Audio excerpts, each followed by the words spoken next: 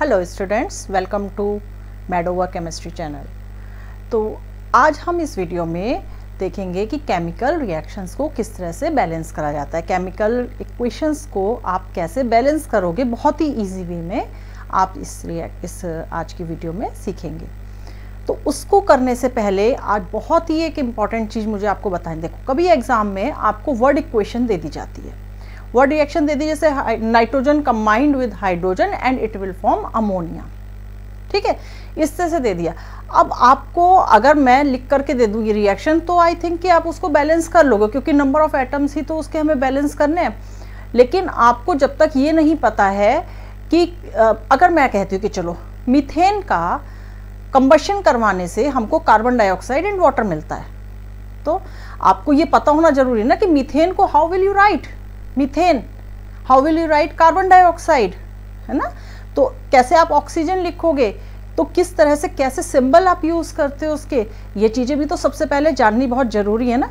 तो अभी जो फर्स्ट स्लाइड है उसमें मैं आपको यही चीज करवाऊंगी कि किस तरह से कॉमन नेम हम कैसे यूज करते हैं, कैसे हम पहचानते हैं कौन सा कैटायन है कौन सा एनायन है, किस तरह से आप उसके फॉर्मूले फॉर्म करोगे। ठीक है, अगर मैं आपसे कहती हूँ कि H2SO4 सल्फ्यूरिक एसिड H2SO4, अब इसमें कैटायन कौन सा एनायन कौन सा है, तो जिसके ऊपर पॉजिटिव चार्ज होगा वो कैटायन होगा, जिसके ऊपर नेगेटिव चार्ज होगा वो एनायन होगा। HCl है, इसमें कैटायन कौन सा एनायन कौन सा है, हाइड्रोजन के ऊपर पॉजिटिव चार्ज होता है ऑलवेज, तो हाइड्रोजन जो है वो कैटायन हो गया और Cl जो है वो एनायन हो गया।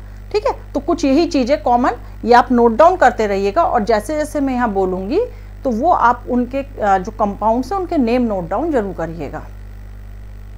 Important terms of writing chemical equation. Chemical equation जब हम लिख रहे होते हैं, हमको वर्ड्स में कोई रिएक्शन दे रखी होती है और उसको हमें इक्वेशन की टर्म में लिखना होता है, तो हम कौन कौन सी इंपॉर्टेंट टर्म्स को ध्यान में रखते हैं। तो यहाँ मैंने 4 कैटेगरीज की बना दी हैं। कैटायन जिन पर पॉजिटिव चार्ज होता है, एनायन जिन पर नेगेटिव चार्ज होता है, metals always found in free state, combined state में नहीं होते हैं, फ्री स्टेट में होते हैं, नॉन मेटेलिक गैसेस।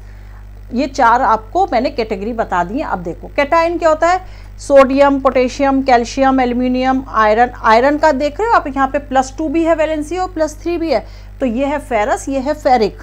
तो यहाँ पर कुछ कंपाउंड्स होते हैं, कुछ इस तरह के एलिमेंट्स होते हैं, मेटल्स होते हैं जिनकी वेरिएबल ऑक्सीडेशन स्टेट या वेरिएबल वैलेंसी हमको मिलती है, तो iron is one of them.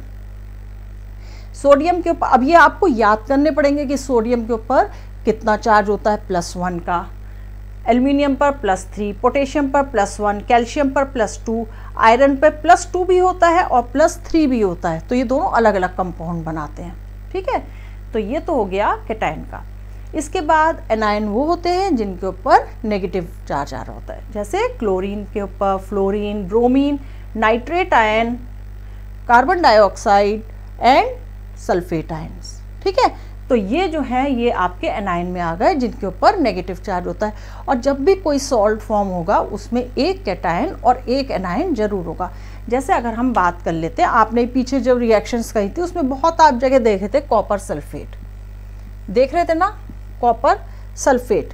तो इसमें अगर आपसे मैं पूछूं कि which is cation and which is anion, तो देखो यहाँ पे कॉपर की वैलेंसी कितनी होती है, +2। यहाँ पर मैं, चलिए लिखा नहीं है, मैं यहाँ पे दे देती हूँ आपको कॉपर। वैसे कॉपर ये फ्री स्टेट में होता है, और अगर आयनिक स्टेट में आएगा तो कॉपर के ऊपर भी +2 चार्ज होता है। ठीक है, कॉपर की वैलेंसी +2 और सल्फेट की कितनी है, देखो यहाँ पर दे रखी है आपको -2। तो ये इस तरह से आपको, अगर मैंने कॉपर सल्फेट लिखा है तो आपको कॉपर का सिंबल पता होना चाहिए, वो हो गया कॉपर, और सल्फेट का आपको पता होना चाहिए, सल्फेट हम कैसे लिखते हैं, SO4। अब यहाँ पर आपको वैलेंसी भी पता होनी चाहिए, वैलेंसी आपने क्लास 7 में पढ़ी थी, लेकिन बहुत टाइम हो गया, अब तो कुछ भूल ही गए होगे, तो एक बार इसको जरूर गो थ्रू करना है। और देखो ये आपको तभी आएगा जब आप इसकी बार बार लिख के प्रैक्टिस करोगे। जितनी आप इक्वेशन लिखने की प्रैक्टिस करोगे उतना ही आपका कमांड इस टॉपिक पर होगा। और ये है तो बहुत इंपॉर्टेंट, ये आपको पता ही है कि पूरे चैप्टर का कोर पार्ट, सबसे ज़्यादा कोर पार्ट यही है जो बिल्कुल कंफर्म है कि आपके बोर्ड एग्जामिनेशन में इस तरह के क्वेश्चंस पूछे जाएंगे। मेटल्स फ्री स्टेट में होते हैं, कंबाइंड स्टेट में नहीं होते, मतलब यहाँ Na2 नहीं होगा, एक सिंगल एलिमेंट है, एक ही सिंगल मोनोएटॉमिक है। पोटेशियम के में ही होगा, जिंक Zn2 नहीं होगा, Zn होगा, कॉपर, आयरन, एल्यूमिनियम, ये सब इसी तरह से लिखे जाते हैं। ये O2 ये 3 2 1 मतलब 1 ही होते हैं, इस तरह से नहीं लिखा जाता है इनको कि हम लिखें Na2, potassium K3, zinc Zn4, इस तरह से नहीं लिखा जाता। ये फ्री स्टेट में होते हैं, कंबाइंड स्टेट में नहीं होते। कंबाइंड मतलब मिलना, तो कोई इसके दो एटम मिलते नहीं है सिंगल स्टेट, उसमें मोनो एटॉमिक ही होंगे। अब नॉन मेटेलिक गैसेस कौन सी हो गई? ऑक्सीजन, नाइट्रोजन, हाइड्रोजन, क्लोरीन, ये सारी नॉन मेटेलिक हो गई। अभी आपने पीरियोडिक टेबल पढ़ी नहीं है। पीरियोडिक टेबल में जो राइट हैंड साइड में जितने भी कंपाउंड्स आएंगे, जो भी एलिमेंट्स आएंगे, दे आर मेटल, और जो लेफ्ट हैंड साइड में आएंगे, जो लेफ्ट हैंड साइड में आएंगे दे आर मेटल्स, एंड जो राइट हैंड साइड में आएंगे दे आर नॉन मेटल्स। ठीक है, तो वो हम जब पढ़ेंगे तब उस स्टेज पर जाके बात करेंगे। अभी आपके लिए इस चैप्टर के लिए ये समझना बहुत ज़रूरी है, और इसको आप बार बार देखेंगे, बार बार समझेंगे, उसके बाद आप आगे की स्लाइड पर जाएंगे। ठीक है, अगर आपको किसी भी वर्ड इक्वेशन में, वर्ड रिएक्शन में आपसे कहा है डाइऑक्साइड्स, तो डाइऑक्साइड कैसे लिखोगे? सल्फर डाइऑक्साइड अगर आपको बोला है तो आप सल्फर का क्या लगाओगे? सिंबल क्या होता है सल्फर का? S। ठीक है, और डाइऑक्साइड, डाई का मतलब दो, ऑक्साइड मतलब ऑक्सीजन, तो SO2, डाइऑक्साइड, सल्फर डाइऑक्साइड। अगर आपसे कहा है नाइट्रोजन डाइऑक्साइड लिखो, तो नाइट्रोजन का आपको पता N, और dioxide 2 oxygen, NO2। Carbon dioxide, carbon का सिंबल C, और डाइऑक्साइड इज O2, तो कार्बन डाइऑक्साइड। अब अगर आपसे रिएक्शन में कहा गया हीट, हीट वर्ड यूज करा है, तो हीट वर्ड का मतलब होगा कि आपको डेल्टा लगाना है वहाँ पर। ठीक है, इस तरह के सिंबल्स यूज करे जाते हैं। सनलाइट है तो सनलाइट के लिए आपको HNu दिया होगा, या आप लिखोगे HNu। तो ये सारे सिंबल्स आपको पहचानने हैं पहले, जब हम केमिकल रिएक्शन बैलेंस करेंगे उससे पहले। इसके बाद अगर आपसे कहीं पर बर्निंग या कंबशन कहा गया है, जैसे मैंने आपको बोला था methane on burning gives carbon dioxide and water. अब आपको ये तो पता नहीं कि मीथेन जो है वो कैसे ब्रेक हो गया कार्बन डाइऑक्साइड एंड वाटर में, क्योंकि वहाँ पर कंबशन वर्ड दे दिया है। कंबशन का मतलब आपको ऑक्सीजन से रिएक्शन करवानी है। इसका मतलब ये होगा जो मैं बोल रही हूँ कि methane on combustion gives carbon dioxide and water, तो मीथेन का formula CH4 on combustion, this is combustion, gives carbon dioxide and water. ये हम इस तरह से लिखेंगे। अगर इस तरह से बोला तो ऐसे कोई भी रिएक्शन होंगी, वो जितना आप प्रैक्टिस करोगे उतना आपको प्रैक्टिस हो जाएगी इन चीज़ों की। तो ये कंबशन वर्ड इस तरह से, मतलब एडिशन ऑफ ऑक्सीजन। जब भी कंबशन वर्ड आएगा, बर्निंग वर्ड आएगा, तो वहाँ पर आपको ऑक्सीजन ऐड करना होता है रिएक्टेंट साइड में। ठीक है, कॉमनली यूज कंपाउंड्स जो रिएक्शन में कॉमनली आपको मिलेंगे वो होता है, ये नाम मैं बोल रही हूँ, ये आप लिखिए। NH3 is ammonia, CH4 methane, H2SO4 sulphuric acid, KMNO4 potassium permanganate. ठीक है, तो ये कुछ कॉमन वर्ड्स होते हैं, कॉमन नेम होते हैं जो आपको रिएक्शन में यूज़ करने होते हैं। तो इसको फटाफट से नोट डाउन करो। इसके बाद मैं आपको बताती हूँ कि केमिकल रिएक्शन लिखने के क्या रूल्स होते हैं। ठीक है, नोट डाउन करिए। तो अब पहले बात करते हैं कि केमिकल इक्वेशन को बैलेंस करना जरूरी क्यों है। देखो, ये आपने पहले पढ़ा हुआ है, law of conservation of mass. Law of conservation of mass क्या कहता है कि जो रिएक्टेंट साइड में जितना टोटल मास है मॉलिक्यूल्स का, उतना ही प्रोडक्ट साइड में होगा। मतलब रिएक्शन से पहले जो रिएक्टेंट्स हैं उनका जितना मास था, after reaction it will B same. उसमें कोई भी ना नया मास जनरेट होता है, ना कहीं पर भी लॉस होता है। ये 9th में हमने पढ़ा है लॉ।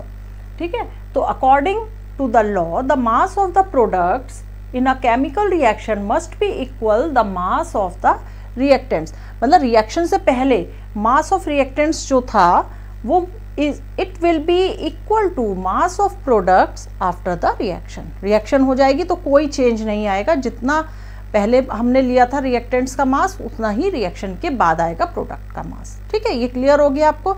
तो इसीलिए हमको केमिकल रिएक्शंस को बैलेंस करना जरूरी होता है। ये क्योंकि एक तो रिप्रेजेंटेशन है ना, केमिकल रिएक्शन का इक्वेशन क्या है ये हमने पहले डिस्कस करा है ना, it is the arithmetical algebraic जो है वो रिप्रेजेंटेशन होता है। ठीक है, तो ये अब देखो, अगर अब ये हमारे आ गए हैं रूल कि हमें किस तरह से लिखना है। अगर इस तरह से मैंने एक एग्जाम्पल लिया है आयरन का। ठीक है, अगर आयरन है तो हम इसको कैसे समझेंगे, इसका मतलब सिर्फ एक एटम है। ये रिएक्शन को बैलेंस करने से पहले ये समझना बहुत ज़रूरी है, नहीं तो आपको इतने कन्फ्यूजन्स आएंगे कि वो समझना बहुत मुश्किल हो जाएगा। तो इस पार्ट को आपको बहुत अच्छे से समझना है। अगर सिर्फ इस तरह से कोई भी हमें एक एलिमेंट दिया हुआ है, it means it is one atom of iron, one atom of Fe। ठीक है, अगर इस तरह से Fe2 लिखा हुआ है, it means 2 atoms of Fe, 2 atoms of Fe। ये दो हो गए ना, ये Fe था, ये Fe2 हो गया, तो 2 एटम्स ऑफ Fe। अब देखो ट्विस्ट, अगर Fe के पहले जो कोफिशिएंट है वो 2 आ जाए, Fe से पहले अगर 2 लिख दिया जाएगा, तो इसका मतलब इस Fe के, इस आयरन के 2 मॉलिक्यूल्स हैं। बहुत ध्यान से देखो, ये एक एटम है, ये 2 एटम्स हो गए और ये 2 मॉलिक्यूल्स हो गए। ठीक है, तो इसका मतलब क्या हो गया, ये 2 आयरन के मॉलिक्यूल्स हो गए। ये समझना बहुत जरूरी है आपको। अब अगर यहाँ पर इस तरह से लिखा है 2Fe2, तो ये रिएक्टेंट साइड में, तो हम प्रोडक्ट साइड में इसको कैसे लिखेंगे? क्या हम ऐसे ही लिख देंगे 2 और 2 करके? नहीं, इन दोनों को मल्टीप्लाई करेंगे, 2 2 जा 4, और ये हमेशा कोफिशिएंट की साइड में लिखा जाएगा।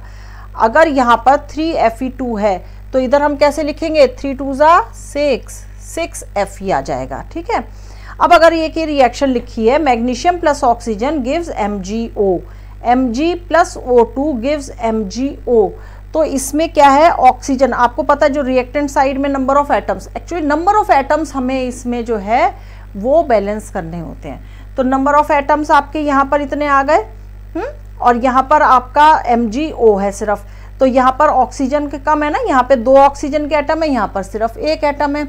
तो हम क्या करेंगे, यहाँ पर 2 लगा दें, यहाँ पर 2 लगा देंगे तो ये बैलेंस हो जाएगा? नहीं, ये नहीं करा जाता है कभी भी काम, ये ध्यान रखना है आपको। हमेशा मैंने आपको यहाँ पर बताया कि हमेशा आगे लगाया जाता है, यहाँ पर लगेगा। ये 2 जो है, अगर हमें इस ऑक्सीजन को बैलेंस करना होगा तो हम 2 यहाँ पर लगाएंगे। ठीक है, इसके आगे लगाएंगे। अब जब हमने यहाँ पे 2 यहाँ लगा दिया तो ये Mg क्या हो गया, Mg के 2 मॉलिक्यूल्स हो गए। तो अब यहाँ पर तो एक ही है, तो हम क्या करेंगे, इसको भी हम यहाँ पर आगे 2 लिख देंगे। ये बहुत ही इंपॉर्टेंट चीज़ है, ये आपको बहुत ध्यान से करनी है। देखो, अगर Mg और ऑक्सीजन दे रखा है तो आप 2 पीछे नहीं लगाएंगे ऑक्सीजन के, उस हमें पीछे जो है सफिक्स में कुछ भी नहीं लगाना होता है, जो भी है हमें आगे लिखना होता है, कोफिशिएंट की जगह हमें लिखना होता है वो। तो आप आगे 2 लिखेंगे, और जब आगे 2 लिखा तो मैग्नीशियम के 2 मॉलिक्यूल हो गए यहाँ पर, और इसको बैलेंस करने के लिए फिर हम रिएक्टेंट साइड पे आएंगे और वहाँ पर 2 लगा देंगे। तो इसको नोट डाउन कर लीजिए, ये अगर समझ में आएगा तभी आप केमिकल रिएक्शंस को बैलेंस कर पाएंगे। ठीक है, इसको नोट डाउन करिए। तो चलिए अब हम आते हैं अपने मेन टॉपिक पर, how to balance chemical equation. देखो, कभी भी केमिकल इक्वेशन बैलेंस करने से पहले आपको क्या चीज़ें, सबसे पहले आपको मेटल को बैलेंस करना है। मेटल मैंने अभी पीछे आपको बताया था कौन कौन से होते हैं। इसके बाद आपको नॉन मेटल को बैलेंस करना है, फिर हाइड्रोजन को बैलेंस करना है, एंड देन ऑक्सीजन को बैलेंस करना है। तो ये एक की फॉर्मूला है जिससे आप किसी भी इक्वेशन को इजीली बैलेंस कर सकते हो। अच्छा, एक चीज़ और ध्यान रखनी है कि ये जो मेथड है ये हिट एंड ट्रायल मेथड होता है। इजी है, आराम से समझ में आएगा। कोई कोई इक्वेशन होती है जहाँ पर आप अटक सकते हो, तो थोड़ा सा उसमें मैनिपुलेशंस करनी होती है तो वो हो जाता है। अच्छा, अब पहला इसमें हम देखेंगे हाइड्रोजन प्लस O2। अब कैसे बैलेंस करेंगे, यहाँ पर H2O आ रहा है। सबसे पहले हमें क्या देखना है, मेटल। मेटल है इस रिएक्शन में, मेटल कोई नहीं है। अब उसके बाद हम देखेंगे नॉन मेटल। नॉन मेटल कौन सा आया यहाँ पर, अब नॉन मेटल भी इसमें कोई नहीं है। इसके बाद आप क्या करोगे, हाइड्रोजन।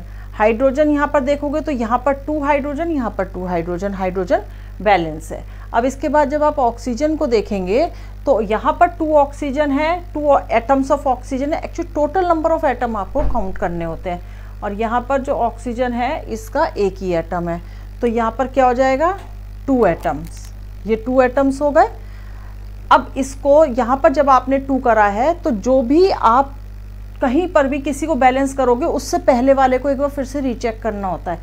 तो यहाँ पर हाइड्रोजन कितना हो गया, 2 × 2 4।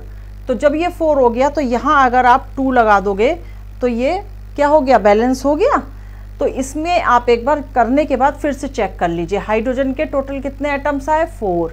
यहाँ पर हाइड्रोजन के कितने एटम्स आए, 4। ऑक्सीजन के यहाँ पर 2 हैं और यहाँ पर भी ऑक्सीजन 2 हो गया। कभी भी पीछे नहीं लगाना है, ये अभी हमने समझा था, ठीक है।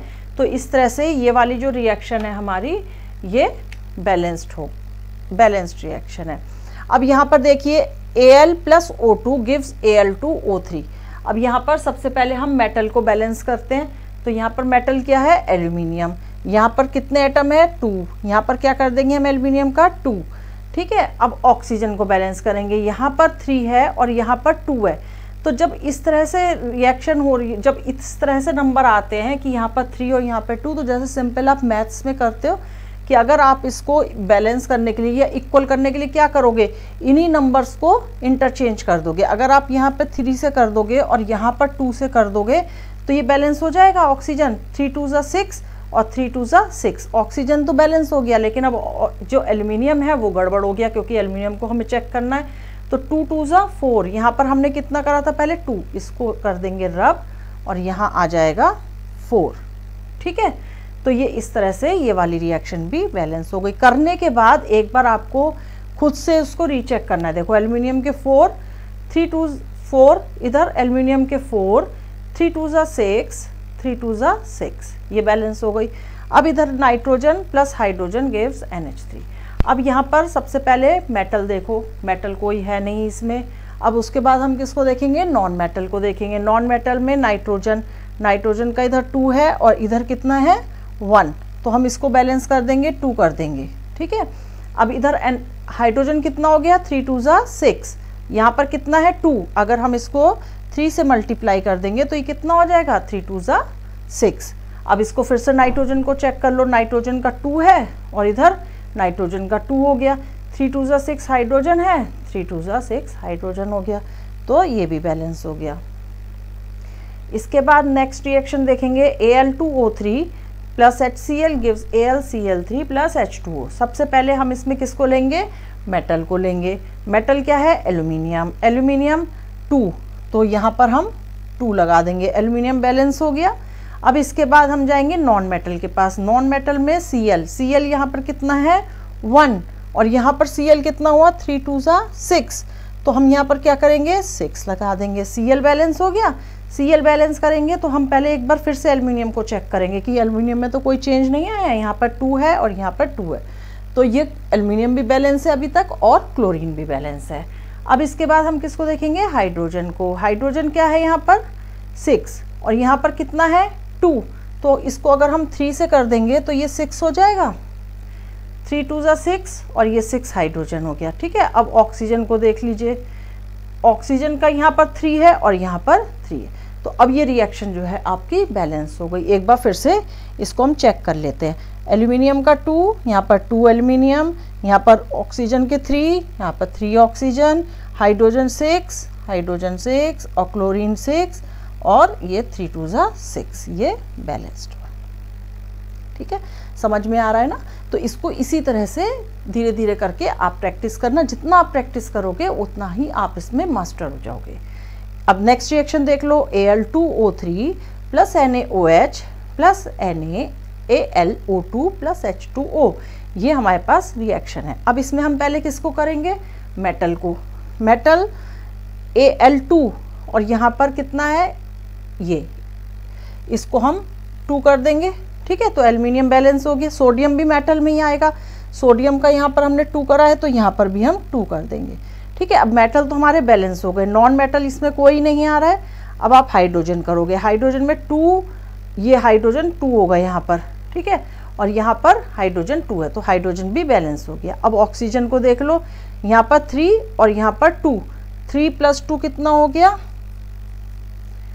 5, और यहाँ पर 3 × 2 = 6, 2 × 2 = 4 एंड +1 5, तो यहाँ पर भी 5 हो गया। तो इस तरह से ये ऑक्सीजन भी जो है यहाँ पर बैलेंस हो गई है। एक बार फिर से इसको रीचेक कर लो, Al2O3 मतलब 2 एल्यूमिनियम 3 ऑक्सीजन और इधर से 2, 3 और 2 कितना हुआ 5, इधर 2 × 2 = 4 और 1 5, ये भी हो गई। सोडियम 2 है, यहाँ पर भी 2 है, हाइड्रोजन 2 है और यहाँ पर भी 2 है, तो ये रिएक्शन भी आपकी बैलेंस हो गई है। अब इसके बाद हम देखते हैं, आई थिंक यहाँ तक आपको क्लियर होगा, कोई डाउट नहीं होना चाहिए यहाँ तक, ठीक है। अगर कोई डाउट होता है तो आप एक बार फिर से इसको देख लीजिएगा, समझ लीजिएगा कि किस तरह से होगा। इसके बाद नेक्स्ट है FeS2 + O2 gives Fe2O3 + SO2, बहुत इंपॉर्टेंट रिएक्शन है ये। अब इसमें पहले मेटल देखिए आप, मेटल आयरन Fe, ठीक है। अब यहाँ पर एक Fe है, यहाँ पर 2 है, तो हम क्या करेंगे इसको, मैं अगर 6 को इसको थोड़ा सा इधर लिख देती हूँ, यहाँ पर मैं 6 नंबर डाल देती हूँ, इसका 7 भी थोड़ा सा शिफ्ट कर देती हूँ जिससे इजी हो जाए हमारे लिए।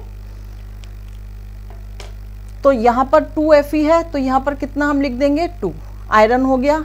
अब इसके बाद हम लेंगे सल्फर, सल्फर के 2 × 2 = 4 और यहाँ पर कितना आ रहा है, सिर्फ एक ही सल्फर है, तो हम क्या करेंगे इसको 4 करेंगे। अब ऑक्सीजन चेक करो जरा, ऑक्सीजन इधर 2 है और इधर 3 और 4 × 2 = 8, तो ये ऑक्सीजन कितनी हो गई हमारे पास टोटल, ये हो गई 11।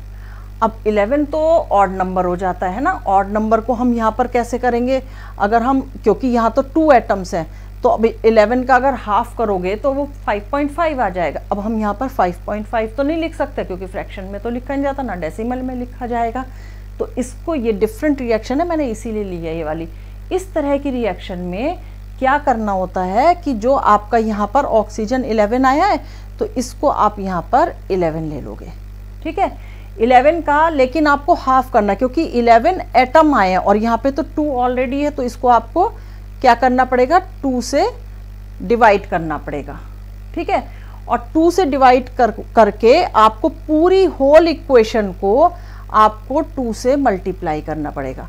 मतलब 11/2 करा आपने, 11 यहाँ पर आया था, तो 11/2 करके उसके बाद जितना भी आप ये नीचे लिखोगे 2, उससे पूरी रिएक्शन को एक बार फिर से मल्टीप्लाई करोगे। जब आप मल्टीप्लाई कर दोगे तो क्या होगा, ये यहाँ से ये कट जाएगा, जो ये 2 इधर आएगा,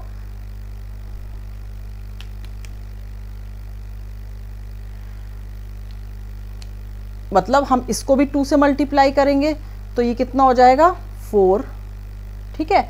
अब अगर हम इसको 2 से मल्टीप्लाई करेंगे तो ये जो, ये नहीं कटा हुआ है, अगर हम इसको 2 से मल्टीप्लाई कर देते हैं तो 2 से मल्टीप्लाई करने पर ही कितना हो जाएगा 22, ठीक है, 22 हो जाएगा ना ये। और जब ये 22 हो गया और नीचे 2 है तो इसको हम काट देंगे तो ये कितना आ जाएगा 11, यहाँ पर 2 और यहाँ पर कितना आ जाएगा 4 है और 2 से मल्टीप्लाई करा तो 8, तो ये इस तरह से बैलेंस हो जाएगी। अब मैं इसको रब कर दूं या एक बार फिर से आपको मैं समझा देती हूँ कि ये किस तरह से आया है। देखिए, ऑक्सीजन जब हम कर रहे थे तो हमारे पास यही सिर्फ ऑक्सीजन थी, ठीक है। तो यहाँ पर जब 4 स्टार्टिंग से ही मैं एक बार एक्सप्लेन करती हूँ ये आपको, अदरवाइज आप कंफ्यूज हो जाओगे इसमें, क्योंकि ये मेथड आपको समझना, देख इसीलिए इसको हम कहते हैं हिट एंड ट्रायल मेथड, क्योंकि इसमें क्या है कि कई बार बिल्कुल जो ऐसे आप यहाँ पर एक पैटर्न में चलते आ रहे थे उस तरह से ना हो करके थोड़ा सा हमें यहाँ पर मैथ्स लगानी होती है, ठीक है। तो इसमें अब आप देखो, आयरन का 1 है, आयरन 2 है, तो यहाँ पर आप रिएक्टेंट साइड में कितने आयरन कर दोगे? 2। ठीक है, ये समझ में आपको आ गया। इसके बाद सल्फर का यहाँ पर 2 है और यहाँ पर 1 है, तो आप कितना कर दोगे? सल्फर का कर दोगे 2 2 ज़ा 4, यहाँ पर आप लिखोगे 4। अब ऑक्सीजन अगर आप देखोगे तो ऑक्सीजन 2 है और इधर 3 और 4 2 ज़ा 8, तो ऑक्सीजन हो गई 8। और हमें कितनी चाहिए यहाँ पर? अब हम इसको ऑक्सीजन हो गई है 11 ऑक्सीजन हो गई। अब हमें यहाँ पर 11 ऑक्सीजन करनी है, तो हम कैसे करेंगे? 5.5 करके करेंगे, क्योंकि 2 तो ऑलरेडी है, 5.5 इंटू 2 तभी तो 11 होगा, तो हम 5.5 तो कर नहीं सकते। तो हम इस कंडीशन में जब ये ऑड नंबर आ रहा होता है तो हम उस ऑड नंबर को यहाँ पर लिखते हैं, और क्योंकि ये यहाँ पर 2 एटम है इसके, इसलिए हम इसको 2 से डिवाइड करेंगे और पूरी इक्वेशन को हम, क्योंकि यहाँ हमने डबल नंबर लिया है ना इसका, जो ऑक्सीजन यहाँ पे हमको चाहिए थी 5.5 चाहिए थी, हम ले रहे हैं उसका डबल नंबर, तो हमें उसको घटा करके फिर उतना ही तो करना पड़ेगा ओरिजिनल पे। हम कैसे करेंगे? जितना हमने बढ़ाया उसको डिवाइड कर देंगे ना उसी नंबर से। मैथ्स लगाओ यहाँ पर थोड़ी, तो हम इसको पूरी रिएक्शन को 2 से मल्टीप्लाई कर देंगे। जब आप पूरी रिएक्शन को 2 से मल्टीप्लाई करोगे, यहाँ पर मान लो 2 इंटू 2 हो गया, यहाँ पर 2 इंटू 11 हो गया, 11/2 हो गया, यहाँ पर 2 आ जाएगा, यहाँ पर 4 इंटू 2 हो गया, तो यहाँ पे 2 इंटू 2 क्या, इसको हम क्या लिखेंगे फिर? 4। ठीक है, अब ये 2 इंटू 11/2 है, तो इसमें अगर 2 को 2 से हम मल्टीप्लाई वो डिवाइड कर देंगे तो ये हमारे पास क्या बच जाएगा? सिर्फ 11 बच जाएगा। राइट, यहाँ पर कोई कंफ्यूजन नहीं होना चाहिए, सेकंड टाइम मैं ये बता रही हूँ आपको। और यहाँ पर कितना हो जाएगा? यहाँ पे हमने 2 लिख ही दिया था मल्टीप्लाई करके, और यहाँ पर कितना हो जाएगा? यहाँ पे 4 2 ज़ा 8, तो ये हो जाएगा 8। ठीक है, अब यहाँ पर आप जरा एक बार चेक कर लीजिए कि सारे नंबर ऑफ एटम्स जो हैं वो सबके बराबर हैं या नहीं है। आयरन का 4, यहाँ पर 2 इंटू 2 4, यहाँ सल्फ़र 4 2 ज़ा 8, यहाँ पर सल्फ़र 8। ऑक्सीजन यहाँ पर कितना हुआ? 11 2 ज़ा 22, ठीक है, यहाँ पर हो गया 22। यहाँ पर 3 2 ज़ा 6 प्लस 8 2 ज़ा 16, 16 प्लस 6 22, हो गई ये बैलेंस। तो उतना टफ नहीं है जितना आपको फर्स्ट टाइम आपने करा। मैं अभी एक इसका और करवाऊंगी आपको मेथड, इसकी एक एग्जाम्पल मैं और करवा दूंगी, अभी आप पहले इसको देख लीजिए। अब नेक्स्ट रिएक्शन पर अगर हम आते हैं तो नेक्स्ट रिएक्शन हमारी है सल्फर प्लस HNO3 गिव्स, ये देखो ये सारी डिफरेंट टाइप की मैंने ली हैं, क्योंकि ये तो आपकी सारी एक सी हो गई, इधर आपको डिफरेंट टाइप की मिलेंगी।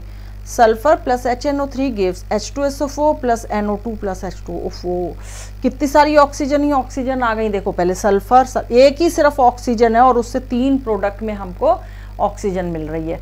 तो इस तरह की रिएक्शंस को बहुत ही होशियारी से हैंडल करना होता है।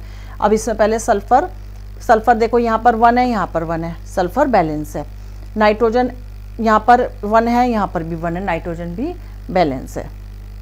अब यहाँ पर हाइड्रोजन, यहाँ पर 2 और 2 कितना आ रहा है? 4, यहाँ पर हमने कर दिया 4। ठीक है, 4 करने के बाद यहाँ पर ऑक्सीजन, ये कितना हो गया ऑक्सीजन आपका? 12 ऑक्सीजन हो गई। ठीक, और यहाँ पर कितनी आ रही है? 7 आ रही है। तो इसको कुछ बैलेंस करने के लिए अगर हम इसको, यहाँ पर इवन नंबर है, यहाँ पर ऑड नंबर है, तो इसको हम अगर 2 कर दें तो ये क्या हो गया? 2 करने से ये भी इवन नंबर हो गया। ठीक है, अब यहाँ पर देखो, अब अगर हमने यहाँ पर 4 कर दिया तो n में गड़बड़ आ जाएगा, तो यहाँ नाइट्रोजन आपको बैलेंस करना पड़ेगा, नाइट्रोजन में भी 4 करना पड़ेगा। अब फिर से सारे चेक कर लो। सल्फर यहाँ पर कितना आ गया? S यहाँ पर।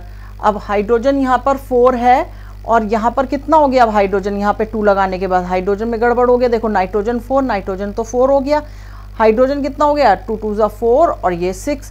तो अब हमें क्या करना पड़ेगा? यहाँ पर हमें 6 करना पड़ेगा। ठीक है, अब जब यहाँ पर हमने 6 करा तो नाइट्रोजन भी 6 करना पड़ेगा। ये देखो नाइट्रोजन भी हमको 6 करना पड़ा।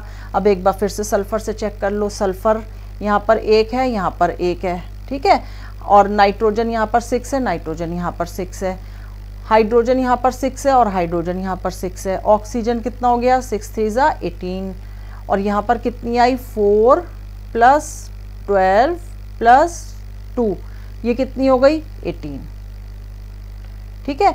तो अब ये दोनों तरफ ऑक्सीजन भी बैलेंस हो गई। तो इस तरह से ये थोड़ा सा आपका लंबा हो गया मेथड, थोड़ा टाइम लग गया इस इक्वेशन में, लेकिन मैंने जानबूझ के ये वाला एग्जाम्पल आपका लिया था जिससे आप इसको हिट एंड ट्रायल मेथड को आप समझ पाओ।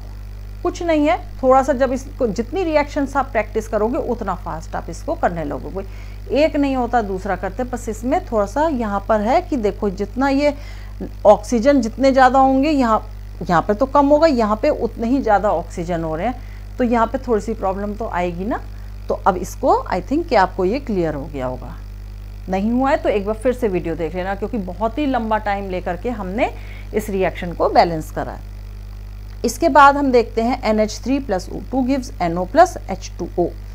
अब यहाँ पर सबसे पहले आप क्या है, मेटल कोई है ही नहीं, नॉन मेटल में आपके पास नाइट्रोजन है, नाइट्रोजन आपका बैलेंस्ड है, ठीक है। इसके बाद आपको किसको बैलेंस करना है, हाइड्रोजन को। हाइड्रोजन यहाँ पर 3 है, यहाँ पर 2 है, तो आप क्या करोगे, यहाँ पर 3 लगाओगे और यहाँ पर 2 लगाओगे। जब आप यहाँ पे 2 लगा दोगे तो नाइट्रोजन जो है वो अब यहाँ पे 2 हो गया है, तो यहाँ पर आपको नाइट्रोजन को भी 2 करना पड़ेगा, ठीक है। अब आप देखो नाइट्रोजन और हाइड्रोजन आपके बैलेंस्ड हो गए, बैलेंस्ड है। अब ऑक्सीजन, इधर तो ऑक्सीजन के सिर्फ 2 हैं और इधर 2 और ये 3 हो गया, तो ये कितना हो गया 5, ठीक है।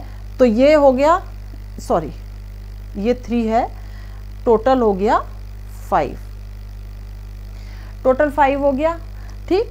अब यहाँ पर और ये यहाँ पर यही वाली आ गई है जो मैंने यहाँ पर आपको करवाया था एग्जाम्पल, है ना। मैंने आपसे कहा था कि मैं अभी एक और करवाऊंगी आपको।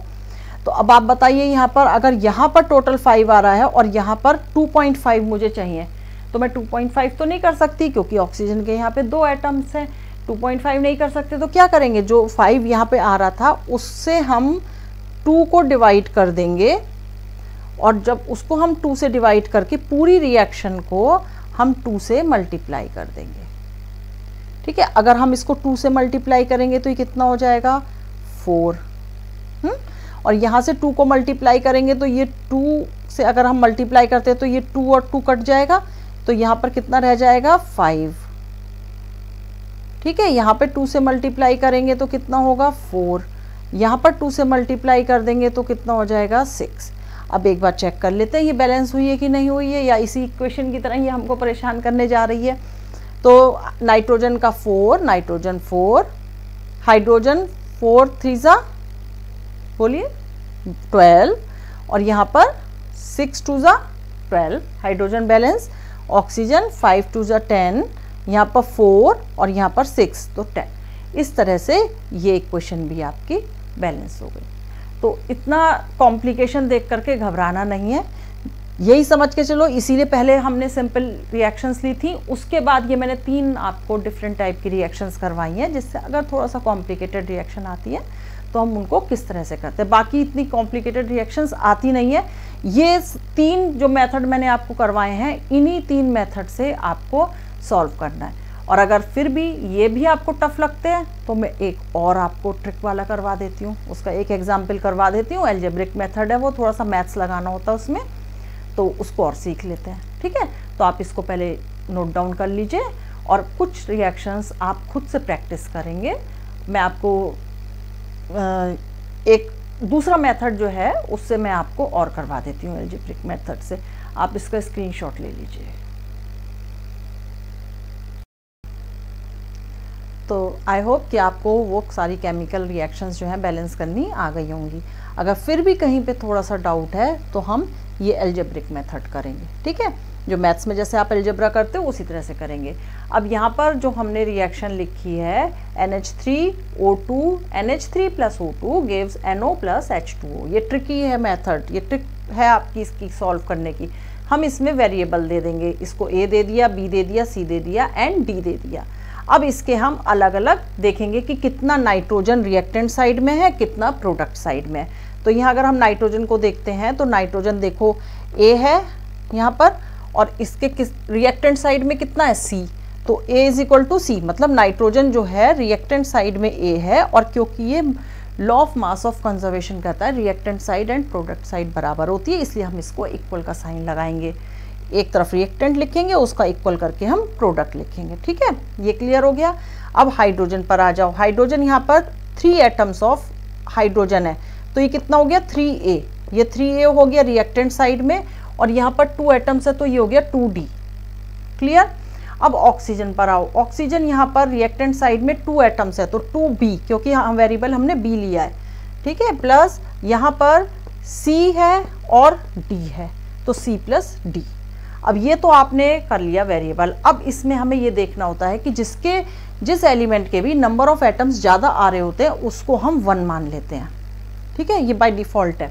अब यहाँ पर आप देखो हाइड्रोजन के नाइट्रोजन का तो सेम आया, हाइड्रोजन का इधर 3 है इधर 2 है, मतलब हाइड्रोजन का ज़्यादा हो रहा है। ऑक्सीजन का भी चेक कर लो, ऑक्सीजन का 2 है और यहाँ पर 2 है, तो किसका ज़्यादा आ रहा है, हाइड्रोजन का। तो हाइड्रोजन किस में आ रहा है रिएक्टेंट साइड में, ए में, तो ए को हम 1 मान लेंगे। ठीक है, जब ए को 1 मानेंगे तो सी भी कितना हो जाएगा, सी भी 1 हो जाएगा। ठीक, यहाँ पर ए की वैल्यू आपको पुट करते हुए चलनी है। ए कितनी आ गया यहाँ पर 3 इंटू 1 हो गया, यहाँ पर 2 इंटू डी, और इसको सॉल्व करोगे तो डी इज इक्वल टू कितना आ जाएगा 3/2।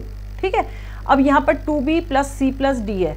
अब यहाँ पर 2b प्लस सी की वैल्यू आपको पता है यहाँ से ए से, तो c हो गया 1, d की आपने निकाल ली है 3/2, ये हो गया पूरा। आप इसको सॉल्व करोगे 5/2, तो b इज इक्वल टू आ जाएगा 5/4। अब ये एक बार आप फिर से देख लो, जल्दी से इसका स्क्रीनशॉट लो, फिर मैं आपको बताती हूँ कि आगे इनकी वैल्यू आपको कैसे प्लेस करनी है। ठीक है, लीजिए फटाफट से। अब यहाँ पर मैं इसकी वैल्यू जो है सबकी एक साथ लिख लेती हूँ। a इज इक्वल टू 1, ठीक है, और b is equal to 5/4, c is equal to 1 and d is equal to 3/2। ठीक है, अब इसको मैं रब कर रही हूँ। आपने नोट डाउन कर लिया, इसको स्क्रीनशॉट ले लेना था।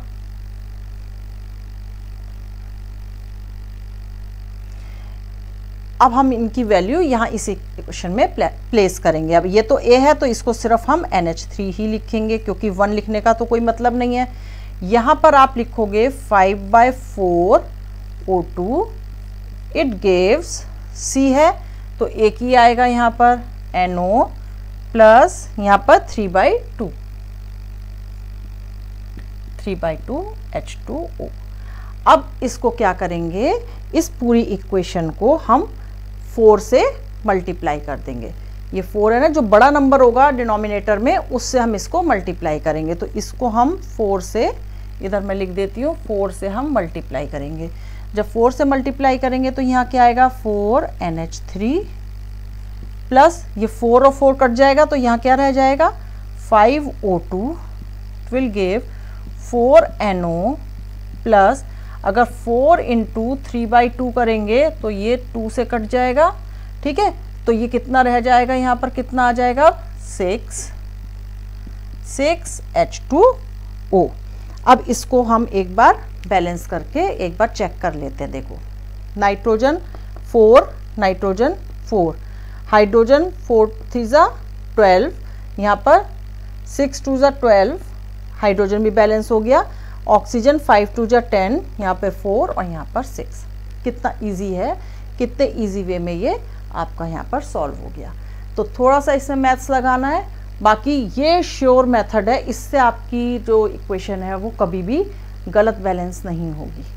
ठीक है, तो अब इसको हम फिनिश करते हैं। ये आपका पूरा कंप्लीट हो गया चैप्टर।